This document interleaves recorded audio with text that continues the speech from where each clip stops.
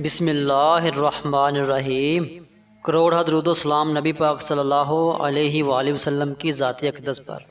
شاہ info دیکھنے والے تمام دوست احباب کو السلام علیکم ورحمۃ اللہ وبرکاتہ۔ پیارے دوستو، آج کی ویڈیو میں ہم ایک ایسے تاریخی کردار کی بات کریں گے کہ جس کے اوپر بے شمار ہالی ووڈ کی فلمیں بن چکی ہیں۔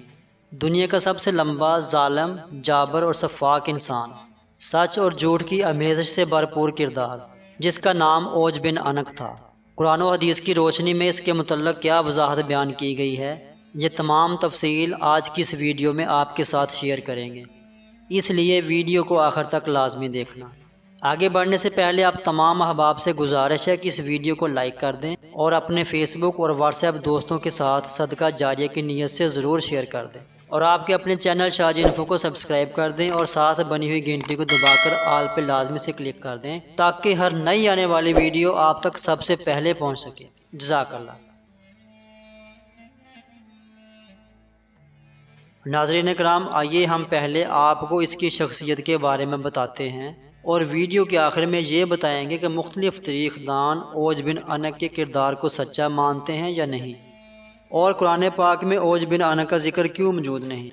تاریخی حوالوں میں درج ہے اوج بن عنق نامی ایک شخص قوم عمالقہ سے تھا، جو کہ تاریخ انسانی کی سب سے شفاق اور ظالم قوم تھی۔ ان کے لوگ خونخوار اور وحشی فطرت تھے۔ اللہ پاک کا ان پر کرم تھا کہ ان کے قد بھی اس وقت کی موجودہ دنیا کی ساری آبادی میں سب سے زیادہ تھے۔ تاریخی حوالوں سے پتہ چلتا ہے کہ قوم عمالقہ کا ایک مرد دوسری قوموں کے 90 مردوں کے برابر ہوتا تھا۔ اس قوم نے اپنی فتوحات سے ایسی دہشت پھیلا رکھی تھی کہ اگر یہ قوم کسی دوسرے ملک پر حملہ کرنے جاتی تو ان کے پہنچنے سے پہلے ہی وہ لوگ ہتھیار ڈال دیتے۔ اوج بن عنق بھی اسی قوم کے سرداروں میں سے تھا، جس کو دنیا کا سب سے لمبا انسان مانا جاتا ہے۔ وہ شخص اپنی جسمانی قد و قامت اور طاقت میں پوری سرزمین میں منفرد تھا۔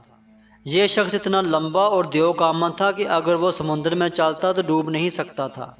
اونچے اونچے درخت اور پہاڑ اس کے سامنے چھوٹے چھوٹے معلوم ہوتے تھے۔ اس کی لمبائی اور قد اتنا زیادہ تھا کہ دوسرے لوگ اس کے سامنے کیڑے مکوڑے لگتے تھے۔ ایک روایت کے مطابق حضرت آدم علیہ السلام کے سرکش بیٹے قابیل کی نسل سے عنق نامی نوجوان کی بیوی شمریزہ سے جنوں کے دیوتا پال کو پیار ہو گیا، جس سے ہم بستری کے سبب ایک عجیب الخلقت بیٹا پیدا ہوا جس کا نام اوج رکھا گیا۔ اس بچے کا قد بہت جلد بڑھا، جس کی وجہ سے کوئی لڑکی اس سے شادی کرنے کو تیار نہ تھی۔ اسی بنا پر وہ جنسی درندہ بن گیا۔ اوج بن عنق بچپن سے ہی اپنے ہم عمر بچوں سے زیادہ دراز قد اور مضبوط نظر آتا تھا، اور جب جوان ہوا تو اس کی لمبائی غیر معمولی بڑھتی چلی گئی۔ روایتوں کے مطابق اس کا قد 80 ہاتھ تھا۔ حضرت نوح علیہ السلام کے زمانے میں بھی اوج بن عنق موجود تھا۔ جب حضرت نوح علیہ السلام عظیم طوفان سے قبل کشتی تیار کر رہے تھے تو آپ کو کشتی بنانے کے لیے ساگوان کی لکڑی کی ضرورت پڑی، مگر اس لکڑی کو اٹھا کر لانا ممکن نہ تھا، لہٰذا اوج بن عنق نے آپ کی مدد کی اور وہ ان لکڑیوں کو ملک شام سے اٹھا کر لایا۔ لہٰذا اللہ نے اس عمل سے خوش ہو کر اس کو غرق ہونے سے بچا لیا تھا، حالانکہ وہ حضرت نوح علیہ السلام پر ایمان نہیں لایا تھا۔ ایک روایت سے تو یہ بھی پتہ چلتا ہے جسے انسانی عقل مان ہی نہیں سکتی، وہ یہ کہ اوج بن عنق اتنا دراز قد تھا کہ سمندر سے مچھلی پکڑ کر وہ آسمان میں اپنا ہاتھ بلند کرتا، جس سے سورج کی تپش سے مچھلی پکتی اور وہ اسے کھایا کرتا تھا۔ اس موضوع پر امام سیوطی نے العوج فی خبر اوج نامی سے ایک رسالہ لکھا ہے، جس میں انہوں نے اوج بن عنق کی شخصیت کے متعلق بہت کچھ تحریر فرمایا۔ روایتوں کے مطابق غیر معمولی قد و قامت کے ساتھ اوج بن عنق نے لمبی عمر بھی پائی تھی۔ اس کی عمر 3600 سال تھی۔ وہ حضرت آدم علیہ السلام کے زمانے سے حضرت موسیٰ علیہ السلام کے دور تک زندہ رہا۔ پھر حضرت موسیٰ علیہ السلام نے اس سرکش کو قتل کیا۔ اس کو قتل کرنے کا واقعہ کچھ یوں ہے کہ جب بنی اسرائیل کو فرعون سے نجات ملی تو حضرت موسیٰ علیہ السلام کو اللہ پاک نے حکم دیا کہ فلسطین پر حملہ کریں، کیونکہ فلسطین کی زمین بنی اسرائیلیوں کے لیے لکھ دی گئی تھی۔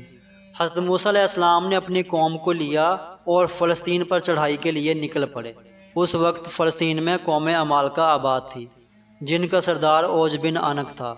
حضرت موسیٰ علیہ السلام نے اپنے قبیلے کے 12 سرداروں کو چنا اور قوم عمالقہ کے پاس بھیجا۔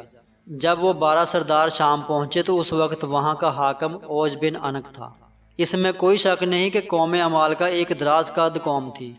جب یہ 12 سردار فلسطین کے قریب پہنچے تو قوم عمالقہ میں سے ایک آدمی نے انہیں پکڑ لیا اور اپنی گٹھڑی میں باندھ لیا اور اپنے سردار اوج بن انک کے آگے لا کر گٹھڑی کو کھول دیا اور کہا، ان لوگوں کو میں نے جاسوسی کرتے دیکھا ہے۔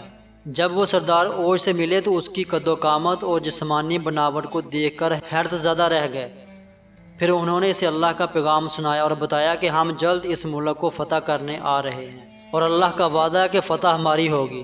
اوج بن انک غضبناک ہو گیا، ان سب کو ایک ہاتھ سے پکڑ لیا اور چاہتا تھا کہ ان کو مسل کر رکھ دے، مگر جب اس نے ان سرداروں کے چہروں پر خوف دیکھا تو انہیں حقیر سمجھ کر چھوڑ دیا اور اپنے ملک کا میوہ جو صرف ایک آدمی کے لیے کافی تھا ان کو دیا اور کہا، اپنی قوم کو جا کر یہ دکھاؤ اور بتا دو کہ ہمارے ہاں پیدا ہونے والے میوے بھی اس قدر بڑے ہیں۔ جب وہ سردار اپنی قوم میں واپس آئے تو اس واقعے کو اللہ پاک یوں فرماتا ہے، جب حضرت موسیٰ علیہ السلام نے اپنی قوم سے کہا، اے قوم بنی اسرائیل، ارض مقدس میں داخل ہو جاؤ جو اللہ تعالیٰ نے تمہارے لیے لکھ رکھی ہے، اور پیٹھ نہ دکھاؤ ورنہ خسارے میں رہو گے۔ اس پر بنی اسرائیل کے جو لوگ بولے، اے موسیٰ تم اور تمہارا پروردگار لڑو، ہم تو یہیں بیٹھے ہیں۔ وہاں تو ایک طاقتور قوم عمالقہ آباد ہے جس کا ہم مقابلہ کرنے کی سکت نہیں رکھتے۔ صرف اس صورت میں ہم داخل ہو سکتے ہیں کہ وہ خود اپنے وطن کو چھوڑ کر کہیں دور چلے جائیں۔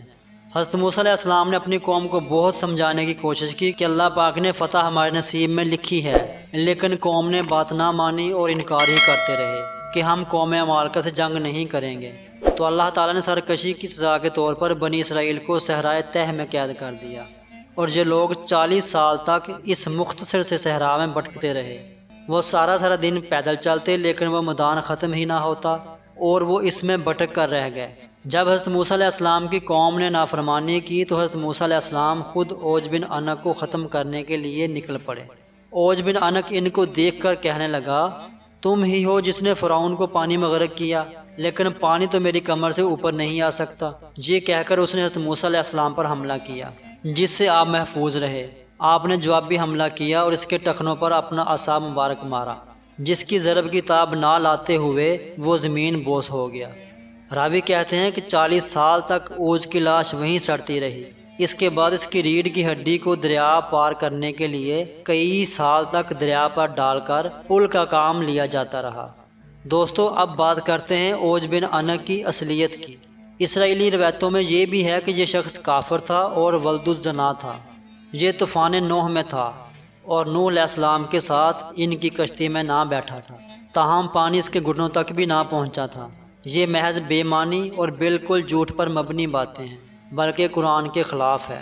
قرآن پاک میں حضرت نوح علیہ السلام کی جو دعا مذکور ہے، زمین پر ایک کافر بھی نہیں بچنا چاہیے، یہ دعا قبول ہوئی اور یہی ہوا۔ قرآن فرماتا ہے، ہم نے نوح کو اور ان کی کشتی والوں کو نجات دی اور باقی سب کے سب کافروں کو غرق کر دیا۔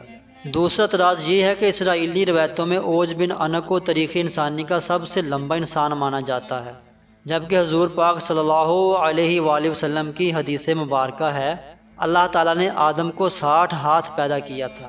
اس وقت سے آج تک مخلوق کے قد گھٹتے ہی رہے۔ ناظرین کرام، علامہ ابن کثیر، علامہ سیوطی، علامہ ابن جریر طبری اور ابن کثیر محدثین اور مفسرین نے لکھا ہے کہ اوج بن انک اسرائیلیوں کا ایک من گڑت اور بے بنیاد کردار ہے۔ پیارے دوستو، اس امید کے ساتھ کہ آج کی تاریخی اور معلوماتی ویڈیو آپ کو پسند آئی ہوگی، اچھی بات کو آگے پھیلانا صدقہ جاریہ ہے۔ اللہ پاک سے دعا ہے کہ ہمیں ان باتوں پر عمل کرنے کی توفیق عطا فرمائے، اور جتنے بھی لوگ اس ویڈیو کو دیکھ رہے ہیں، ہم سب کے گناہوں کو معاف فرما دیں۔ کمنٹ سیکشن میں آمین ضرور لکھیے، نہ جانے کس کی آمین بخشش کا ذریعہ بن جائے۔ دوبارہ ملیں گے ایک نئی معلوماتی اور تاریخی ویڈیو کے ساتھ۔ اللہ ہم سب کا حامی و ناصر ہو۔